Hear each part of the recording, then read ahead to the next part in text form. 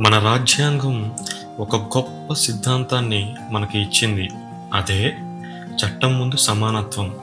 అంటే ఎవరైనా ధనవంతుడైనా, పేదవాడైనా, రాజకీయ నాయకుడైనా, సాధారణ వ్యక్తి అయినా చట్టం ముందు అందరూ ఒకేలా ఉంటారు.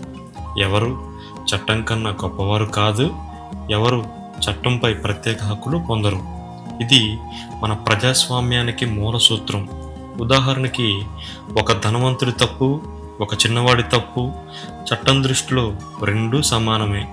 రాజకీయ నాయకుడు తప్పు చేసినా, సాధారణ వ్యక్తి తప్పు చేసినా శిక్ష ఒకటే. అందుకే రాజ్యాంగం ఆర్టికల్ 14 కింద equality before law and equal protection of laws అని స్పష్టంగా చెప్పింది.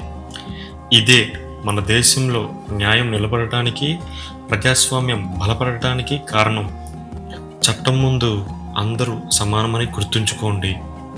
ఇలాంటి అవగాహన కోసం మా ది లైట్ ఆఫ్ లా ఛానల్ని సబ్స్క్రైబ్ చేయండి. Thank you.